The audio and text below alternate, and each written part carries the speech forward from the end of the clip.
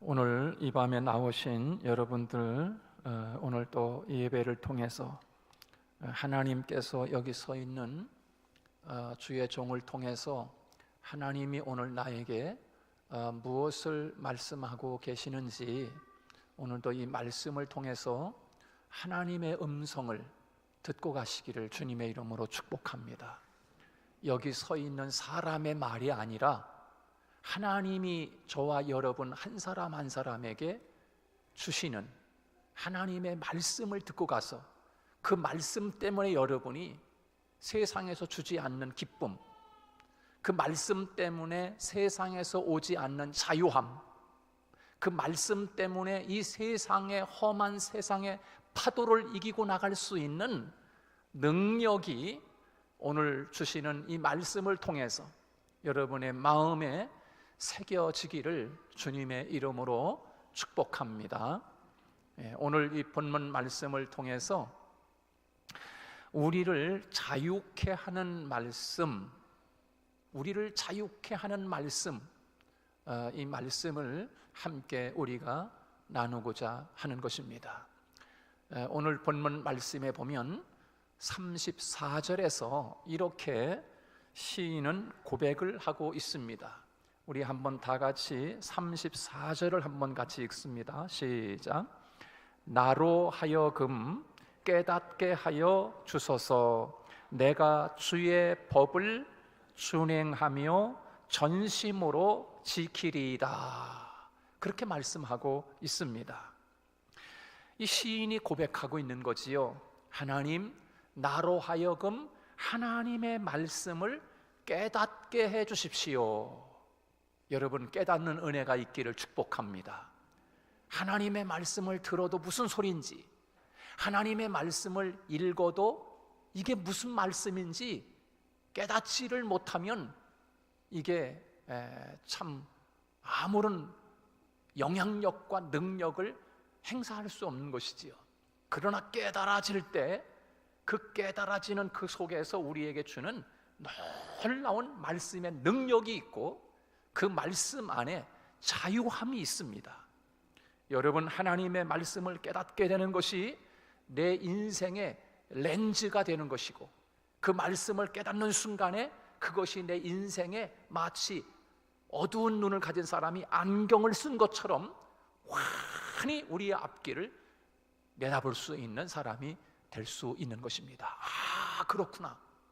이렇게 여러분의 인생의 렌즈가 펼쳐지고 여러분의 인생의 안경이 확 써서 환히 앞길을 내다볼 수 있는 믿음의 사람들이 되시기를 축복합니다.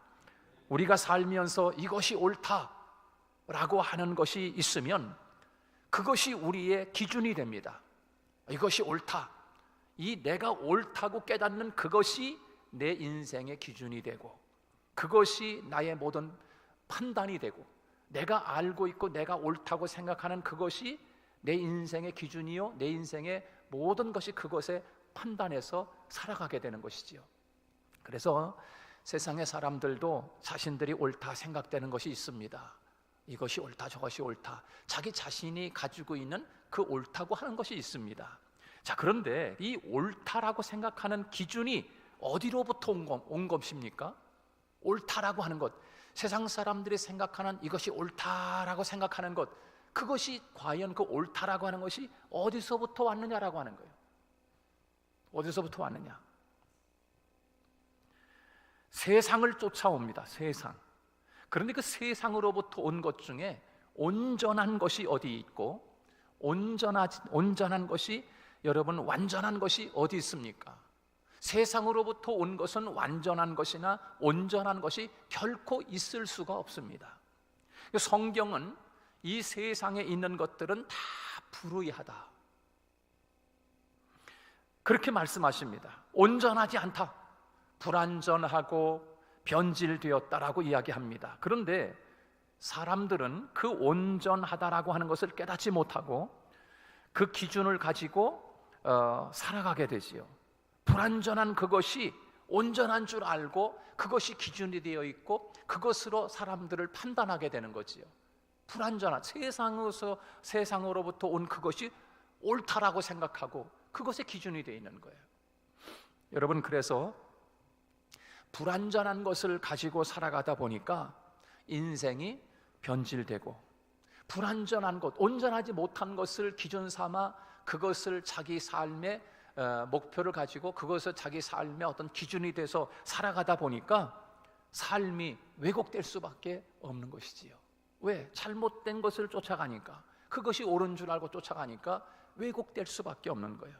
그것을 가지고 살아가는 인간의 정신이 불의해지는 것 아니겠습니까? 자, 오늘 이 시인, 오늘 본문 말씀을 기록한 이 시인은 고백하기를, 하나님, 내가 마음에 새겨야 될 온전한 것이 무엇입니까? 온전한 것이 무엇입니까? 라고 그렇게 묻습니다. 자, 그것을 나로 깨닫게 해주세요. 그것을 나에게 깨닫게 해달라는 거예요. 하나님, 온전한 것이 무엇입니까? 그것을 내가 깨닫게 해주세요.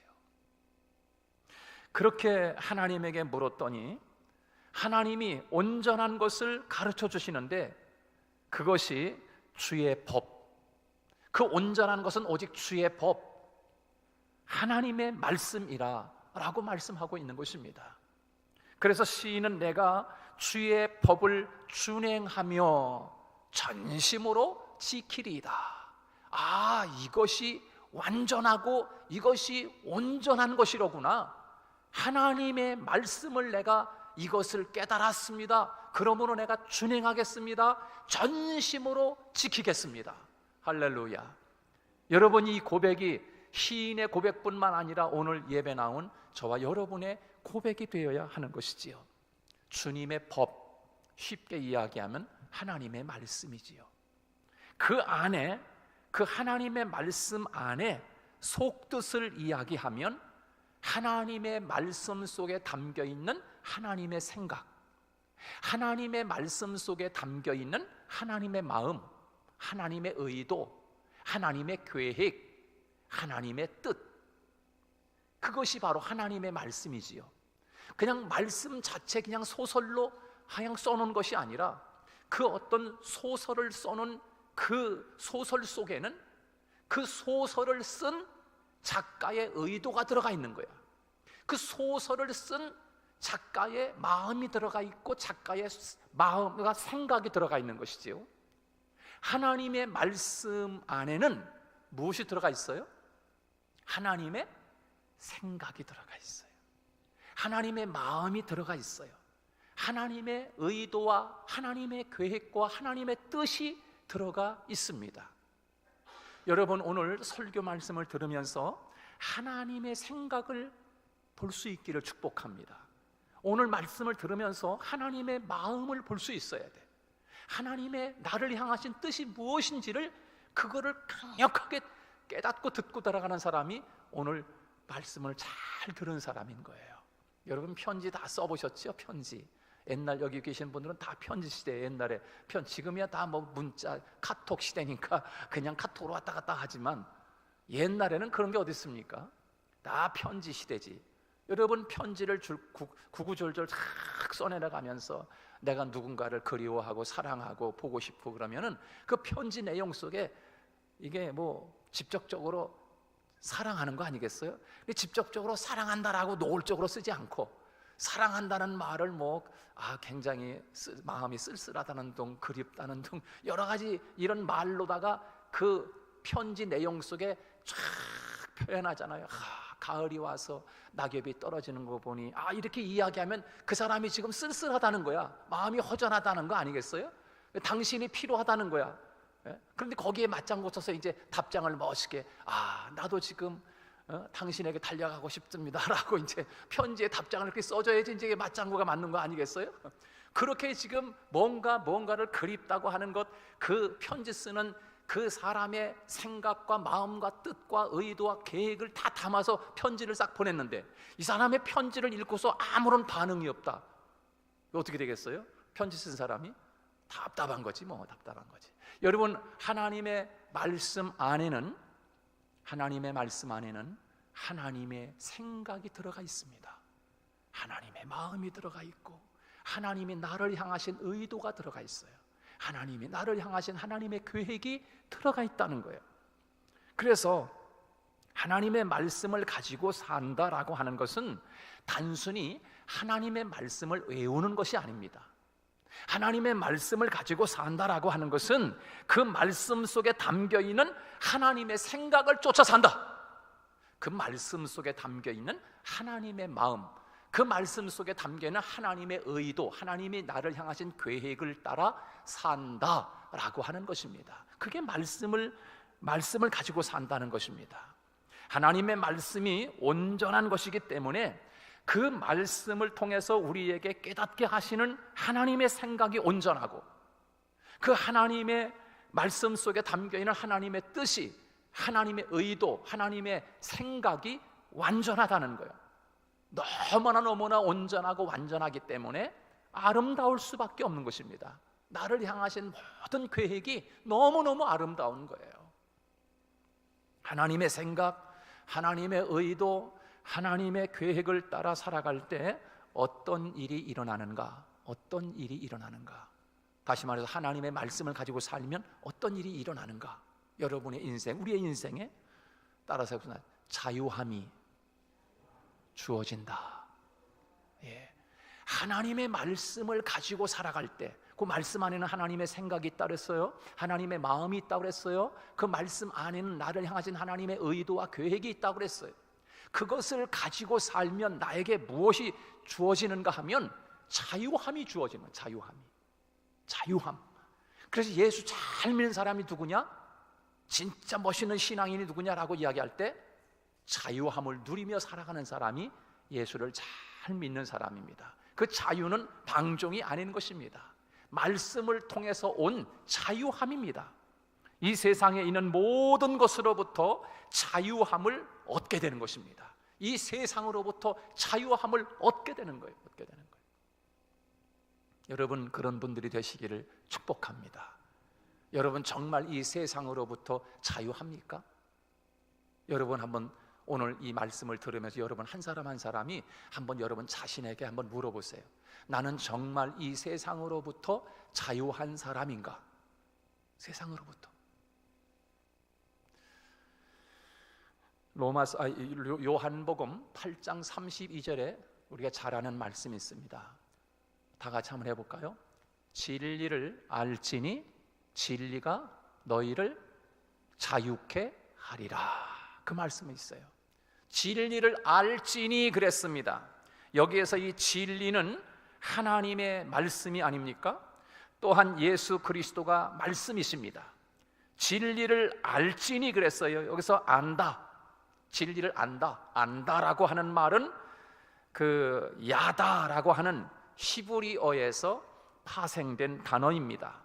우리가 생각하는 일반적인 알미라고 하는 것, 이 안다라고 하는 것이 있는데, 안다는 것은 내가 어떤 지식을 습득했다라고 할 때 세상에서는 안다라고 이야기합니다. 어떤 것을 습득했을 때. 그런데요, 구약 성경에서 안다라고 하는 단어는 히브리 말로 야다라고 하는 말입니다. 여러분 잊지 않을 수 있기를 바라요. 야다라고 하는 말이에요. 야다. 따라서 야다. 그게 히브리 말인 거예요. 여러분 하나 이제 아는 거예요. 안다라고 하는 것이 야다라고 하는 말이야. 이걸 좀 쉬운 말로 풀어서 이야기하면 남녀가 젊은 남녀가 만나가지고서 교제를 합니다. 하루 지나고 이틀 지나고 한 달 지나고 몇 달 지났어요. 1년 지났어요. 서로 교제합니다. 교제하고 막 서로 이 친구가 무슨 음식을 좋아하고, 이 친구가 어떤 영화를 좋아하고, 이 친구가 뭘 좋아하고 다 그러잖아요. 안다. 내가 너 알아. 그 정도 아는 걸 이야기하는 것이 아닙니다. 히브리 단어에서 구약에서 안다라고 하는 이 야다라고 하는 것은 이제 결혼을 해가지고서 첫날 밤을 지내고 났을 때 내가 당신을 이제 알아 라고 표현하는 것입니다. 그것을 갖다가 안다, 야다라고 그렇게 이야기하는 거예요. 그래서 함께 이 안다라고 하는 것은 습득이 아니라 동거함을 이야기하는 것입니다. 하나됨을 이야기하는 것입니다. 함께 동행하는 것입니다.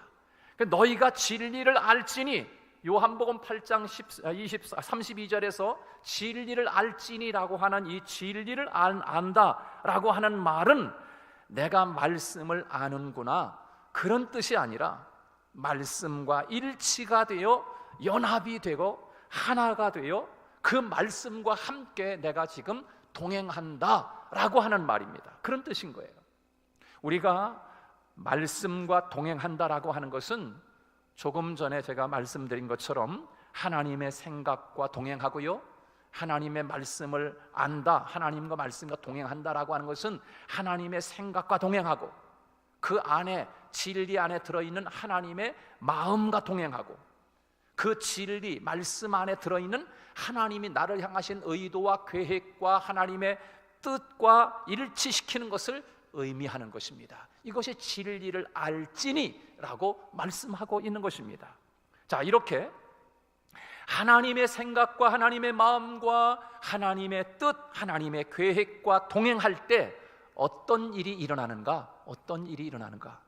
자유함이 생기게 됩니다. 자유함. 이 자유함이라고 하는 것, 자유함이라고 하는 것, 초월하는 것입니다. 자유함이라고 하는 것은 좀 더 깊은 말로 이야기하면 자유는 초월하는 것입니다. 초월하는 거예요. 그게 자유함인 것입니다. 난 뭐로부터 자유해? 나는 뭐로부터 초월했어? 그러잖아요. 초월했어. 여러분, 이 세상을 살아가면서 자유하십니까? 정말 자유하십니까? 아유, 나는 그거는 자유하지 못해. 그거는 자유하지 못해. 내가 굶어 죽으면 안 되지, 그거 없으면. 여러분, 그것으로부터 자유하냐 말이야. 내가 진짜 초월했다는 거야. 진짜 여기서 말하고 있는 진리를 진짜 알면, 진리를 진짜 알면 이 세상의 것으로부터 내가 자유할 수 있는 거예요. 초월할 수 있는 사람이 되는 거예요. 초월할 수 있는, 죽음도 초월할 수 있는 거예요. 진리 안에 담겨있는 하나님의 말씀을 알면 초월할 수 있는 거예요. 자유하는 거예요. 죽음으로부터도 자유해요.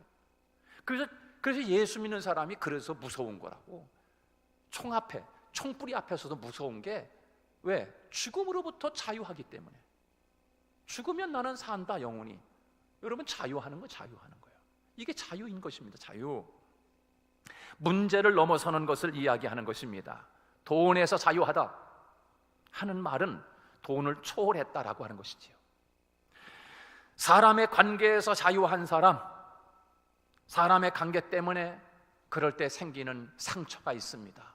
아니, 나 사람 때문에 나 상처 안 받아. 뭐 사람은 다 불완전한 것이니까 그가 뭐 아무리 무슨 말을 해도, 오해가 있는 말을 해도 내가 상처 입지 않는다. 여러분, 이 사람이 굉장히 진리를 아는 사람이에요. 왜? 사람과의 관계로부터 이미 자유해진 사람이야. 초월한 사람이야. 그런 것부터 초월한 사람. 사람 때문에 상처받지 않은 것이지요. 그래서 이 사람은 감옥에 가두어도 자유한 거예요. 감옥에 가두어도 자유한 거라고. 감옥에 가두어도 자유하고 기쁘고 감사가 넘치는 거예요. 여러분, 그 사람이 누굽니까? 바로 성경에서 우리에게 말하고 있는 사도 바울 같은 사람 아니겠습니까? 자유한 거, 자유해. 감옥 밖에 있어도 자유하고, 감옥 안에 있어도 자유하고, 비천에 처하도 자유하고, 부자가 돼도 그것 때문에 교만해하지 않고, 자유한 거요. 비천에 처할 줄도 알고 풍부에 처할 줄 알고 내가 일체의 비결을 배웠노라. 내가 자족하는 마음을 배웠노라. 여러분, 자유한 사람이 되는 거예요. 그것 때문에 비굴한 사람이 되지 않고, 그것 때문에 교만하지 않는 사람. 여러분, 얼마나 멋진 거예요. 이게 진리를 알지니, 그 안다라고 하는 그 자유함, 그 진리 안에서 그것을 알면 자유해지는데, 여러분, 이 세상 것으로부터 자유해지는 거예요. 자유해지는 거예요. 하나님의 말씀, 진리가 우리 안에 들어오면 우리에게 이러한 자유함이 있고요, 그 자유함은 초월을 의미하는 것이라고 말씀드렸습니다. 자, 그러면 오늘 이 시인이 시편에서 고백하는 것처럼 하나님의 말씀, 주의 법을 준행할 때 내가 깨닫게 된 놀라운 결과가 무엇입니까? 오늘 이 시인이 본문에서 몇 가지를 우리에게 잘 가르쳐주고 있습니다. 우리에게 이런 자유함이 있는가? 이런 자유함이 있는가? 오늘 이 시편을 통해서 시인이 깨달은 이 놀라운 진리를 알게 되었는데 깨닫게 해주소서라고 그랬어요. 진리를 깨닫게 된 이 시인이 어떠한 자유함이 있었는가? 첫째, 하나님의 말씀 안에 있는 하나님의 생각과 마음과 뜻과 계획을 따라가면 어떤 자유함이 주어지는가? 첫째 36절입니다. 36절 다 같이 한번 읽습니다. 시작. 내 마음을 주의 증거들에게 향하게 하시고 탐욕으로 행하지 말게 하소서. 여러분, 하나님의 말씀이 내 안에 들어오면 자유해지는데 어떤 자유함인가? 모든 탐욕으로부터, 욕심으로부터 자유하게 된다. 할렐루야. 욕심으로, 탐욕으로부터 자유해지는 거예요. 우리가 하나님의 말씀을 쫓아 살아갈 때요, 이 탐욕으로부터 자유할 수 있고요, 벗어날 수 있게 된다 하는 것을 우리에게 지금 말씀하고 있는 것입니다. 반대로 이야기하면 내가 하나님의 말씀을 따라 살지 못하면 나는 나도 모르게 탐욕의 종이 되어 있고 탐욕에 이끌리는 사람이 되고 만다라고 우리에게 말씀하고 있는 것이지요. 왜? 진리 안에 자유가 있는데 진리가 없으니, 자유함이 없고 진리가 없으니 그 탐욕에 붙들려 살 수밖에 없는 사람이 된다는 것입니다. 그러므로 이 땅에는 두 종류의 사람이 있습니다. 하나는 하나님의 말씀에 이끌려 살아가는 사람이 있고요, 또 한 사람은 탐욕의 마음을 빼앗겨서 살아가는 사람이 있습니다. 여러분, 창세기 13장 말씀에 보면 아브라함과 롯의 조카 롯의 이야기가 나옵니다. 그들이 가축이 많아지자 서로 함께, 아브라함과 롯이 함께 살 수가 없게 되었어요. 그러자 이제 너희 가정하고 조카 롯의 가정하고 아브라함의 가정하고 이제 나눠서 따로따로 살아야 되겠다. 그러면서 아브라함이 삼촌인데 그래도 아브라함이 먼저, 삼촌 먼저 좋은 땅 택하세요. 조카인 저는 나중에 삼촌이 좋은 땅 가지고 나면요, 그리고 나중에 나머지 제가 가질게요. 이게 이렇게 돼야 되는 거 아니겠어요? 그런데 여러분, 아브라함이 이야기합니다. 그 삼촌 아브라함이 조카 롯에게 이야기하기를, 조카야, 이제 우리가 이렇게 서로가 가축대가 이렇게 많아졌으니 너희 가축대 종들하고 우리 가축대 종들이 서로 이놈의 짐승들 때문에 서로 다투고 그러다가 우리가 의리가 상하면 어떡하느냐. 그래서 아브라함이 조카 롯에게 제안을 합니다. 조카야, 너 지금 어디 가서 살고 싶냐? 네 눈에 보이는 것 중에서 좋은 거 어디든지 택해. 네가 좌하면 나는 우할게. 네가 갖고 싶은 거 다 가져. 그러면 나중에 내가 그것을 가질게. 아브라함이 그렇게 제안을 합니다. 여러분, 그때 조카 롯이 어디를 택합니까? 조카 롯이 어디를 택해요? 모르는 거죠? 아는 거예요? 모르는 거예요? 이야기 좀 해봐요. 여러분, 조카 롯이 어디를 택했어요? 이상해. 우리 교회 사람들은 집에가 대답하려나 봐. 여러분, 어디를 택해요? 조카가 소돔과 고모라를 택하잖아요. 소돔과 고모라. 여러분, 이 조카 롯이 소돔과 고모라가 얼마 후면은 완전히 소돔과 고모라가 심판받을 완전히 도시인 줄을 그걸 모르고, 그리고 불타 없어질 그런 도시인 줄 모르고 눈에 보이는 탐욕이 조카 롯의 마음을 붙잡고 있었기 때문에 이 조카는 내일 모레 사라질 죄악의 도시인 줄도 모르고 그저 눈에 보이는 것에 끌려서 그걸 선택하게 되는 거예요. 그런데 여러분, 아브라함을 보세요. 이 아브라함. 이 아브라함은 무엇이 뿌리를 내리고 있습니까? 하나님의 말씀이 아브라함의 마음을 깊이 자리 잡고 있습니다. 창세기 12장에서 이제 창세기 13장에서는 롯과 아브라함이 갈라지는 이야기가 나오지만 창세기 12장 그 전장에 보면은 창세기 12장에서 하나님이 아브라함에게 말씀하신 말씀이 나옵니다. 무슨 말씀이 나옵니까? 내가 너로 하여금 복을 줄 것이다. 할렐루야. 내가 너를 복 줄 것이다. 너를 번성하게 할 것이다. 너를 창대하게 할 것이다. 내 이름을 유명하게 할 것이다. 내 자녀들에게 모래와 같이 다 그렇게 축복해 줄 것이다. 하나님이 아브라함에게 말씀하신 그 말씀, 그 하나님의 말씀이 아브라함의 마음속에는 뿌리를 내리고 있는 거예요. 하나님의 말씀을 지금 붙잡고 있는 거라고. 그러니까 이 아브라함은 롯이 네가 아무 데 다 좋은 거 선택해 가도 하나님이 나에게 복 준다고 했어. 나는 좀 처지는 걸 내가 가져도 나는 하나님의 복을 받을 사람이고 나는 번성할 거야 라고 하는 아브라함이 하나님의 말씀이 지배를 당하고 있으니까 여러분, 아브라함은 눈에 보이는 좋은 땅으로부터 자유해졌습니다. 할렐루야. 말씀에 붙잡히니까 아브라함은 자유함이 있는 거예요. 너 마음대로 가지고 싶으면 가져 라고 아브라함이 그렇게 지금 롯에게 제안을 하지 않습니까? 초월했습니다. 초월했어요. 이것이 바로 진리 안에 있는 사람이고 진리를 아는 사람이고 하나님의 말씀 안에 있을 때 이와 같은 탐욕으로부터 자유함이 주어지는 거지요. 하나님의 말씀이 내 안에 있으면요, 아무리 내 눈이 보이는 것이 있다 해도 절제할 수가 있습니다. 그것을 초월할 수가 있는 거지요. 참 자유가 생기는 거예요. 말씀에 이끌려 사는 사람이 탐욕으로부터 자유할 수 있고 하나님이 주시는 놀라운 기쁨의 장소에 도달하게 됩니다.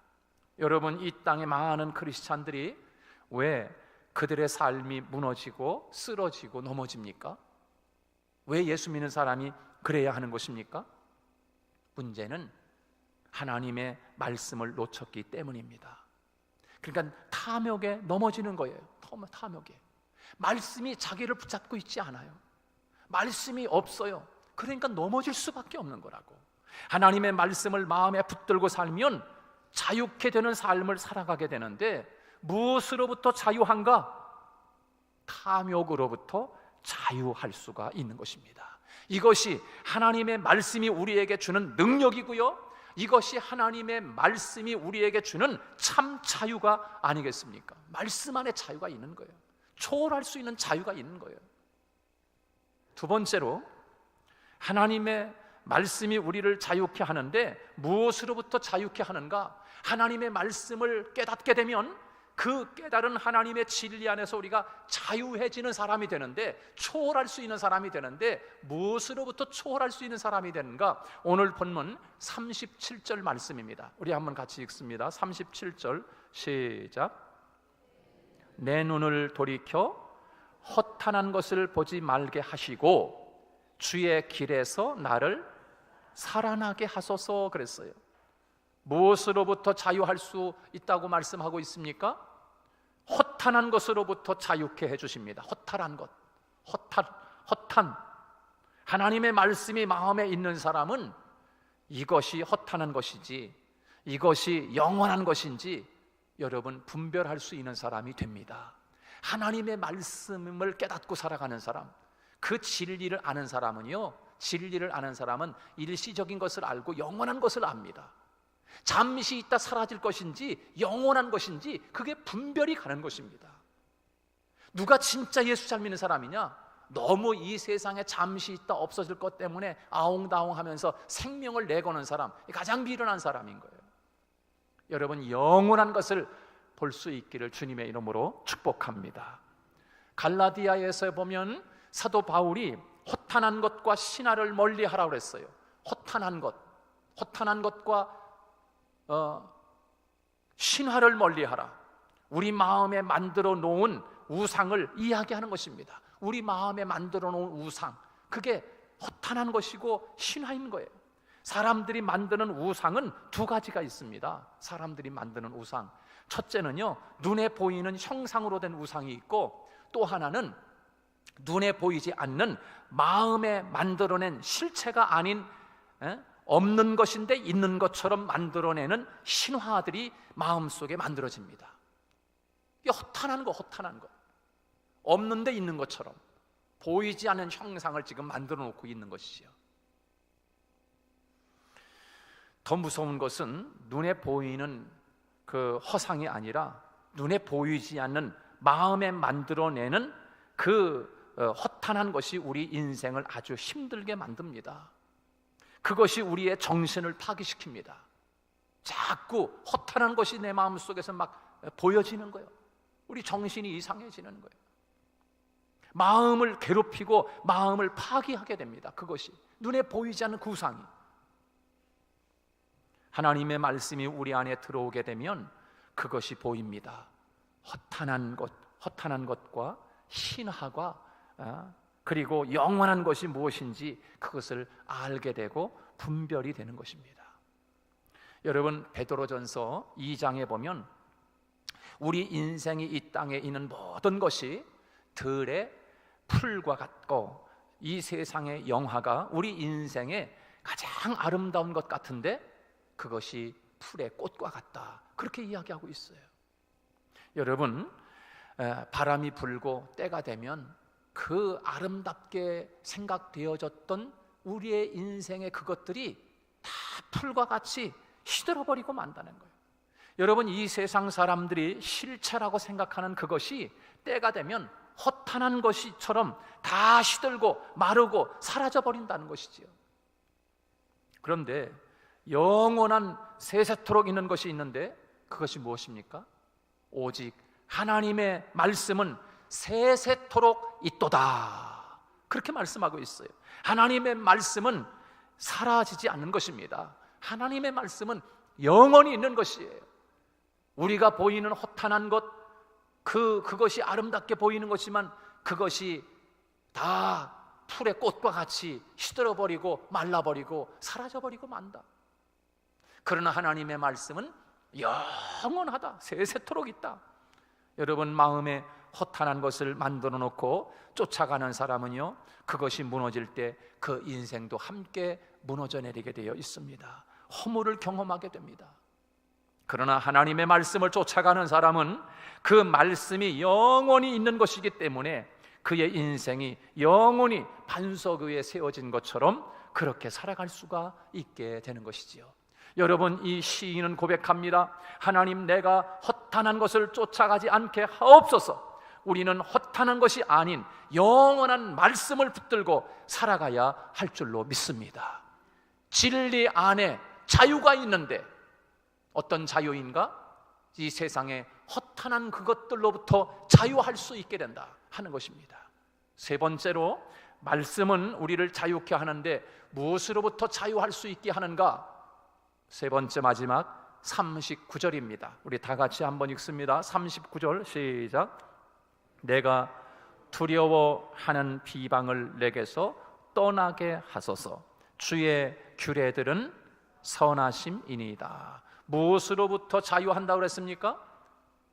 두려움으로부터 자유케 한다라고 말씀하고 있습니다. 하나님의 말씀을 붙들고 하나님의 말씀을 마음에 두고 살아갈 때 내 안에 있는 모든 두려움이 다 사라지는 줄로 믿습니다. 예수 믿으면서도 막 두려워하는 사람이 있어요. 그 사람은 예수 잘 못 믿는 사람이야.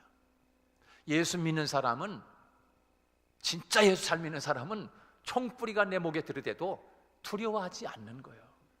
그게 예수 잘 믿는 사람인 거예요. 근데 예수 믿으면서도 막 두려워해. 두려움으로부터 자유가 없어. 두려움에 갇혀서 살아가. 두려움에 갇혀가지고.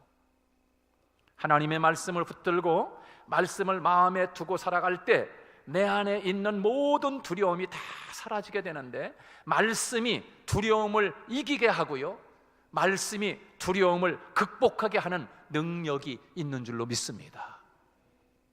두려움의 뿌리가 무엇입니까? 두려움의 뿌리, 어디서 이 두려움이 오는 거예요?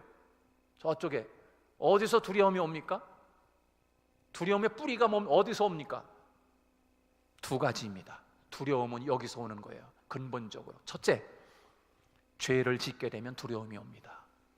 죄 때문에 두려움이 오게 돼 있어요. 또 진짜 두려움은 어디서 옵니까? 죽음 문제입니다. 죽음이라고 하는 것, 첫째는 죄 때문에 두려움이 오고요, 두 번째는 죽음이라고 하는 문제가 해결되지 않으면 두려움에 사로잡히게 됩니다. 살아있는 사람이 두려움에 떨게 되는 경우가 있는데요, 그것이 무엇입니까? 죄를 지었을 때 그것이 혹 드러날까봐 초조해합니다. 드러날까봐 불안해합니다. 조마조마합니다. 그래서 당신 죄 졌는지 없는지 법정에서 기소해, 불러들여 몇 월 며칠 날 법원으로 오시오, 검찰로 오시오. 딱 그러면 그거 못 견딥니다. 두려워서. 그래서 어떻게 해요? 목숨을 끊는 거예요. 두려우니까 그거 못 견디는 거예요. 그 죄를 지은 거죠. 죄를 지은 거야. 죄가 없으면 뭐가 무서워? 그렇잖아요. 뭐가 두려워? 오래면 가는 거지 뭐. 운전을 하고 가다가 교통법규를 너무나 잘 지켰어. 근데 저 앞에서 교통순경이 불러. 그러면 화를 내잖아. 문 열고서 당신 뭔데 나를 지금 바빠 죽겠는 나를 차를 세우는 거야? 똑바로 못해? 이러면서 우리가 교통순경을 한번 야단치는 거잖아요. 왜 그래요? 예? 두려움이 없어. 왜? 잘못 없는데 교통법규가 잘 지켰는데 왜 나를 세워? 뭘 검열하겠다고? 바빠 죽겠는데. 똑바로 근무해? 그러잖아요. 제가 안 그래요. 자, 여러분, 이 왜 두려워합니까? 왜? 죄를 져서 그거 드러날까봐 초조해하고 조마조마하고 두려움의 감옥에 완전히 갇혀 살아갑니다. 그 죄의 뿌리는 죄로부터 오는 거예요. 두려움의 뿌리는. 또 죽음의 문제가 해결되지 않으면 죽음의 공포의 두려움에서 벗어나지를 못합니다. 죽음의 공포에서. 그 옛날에 우리나라 지존파라고 하는 그 살인자들 이야기 들어보셨죠? 지존파, 사람 인육을 먹던 사람들. 근데 그 사람들이 예전에 김석균 복음성가 가수 그분들이 갇혀 있는 안양교도소에 가가지고 전도도 하고 찬양을 부르면서 예배도 드리고 그러면서 그 지존파 일당들이 예수를 믿게 되고 회심을 하고 다 회개하고 그랬어요. 그럼 그래도 그때는 다 사형이 있었기 때문에 사형을 당하지 않습니까? 여러분, 죄를 당해가지고서 이 죄수가 어느 며칠 날 사형 선고를 받고 이제 그 감옥에서 사형장으로 끌려갈 때 여러분 걸어가지를 못한다. 걸어가지를 못해. 그 사형 수주를 보면은 그 사형을 집행하는 사람들이 그 교도관들이 끌고 가는데요, 걸어가지를 못한대요. 왜? 두려움, 죽음의 두려움장으로 죽음으로 끌려가는 사람이 어찌 발걸음이 떨어지겠어요? 질질질질 끌려간다는 오줌을 싸면서. 그런데 그 지존파 일당이 하나님을 믿고 회심하고 난 다음에 사형장으로 가는데 당당히 자유함을 가지고 찬양을 하면서 그렇게 나아갔다는 거예요.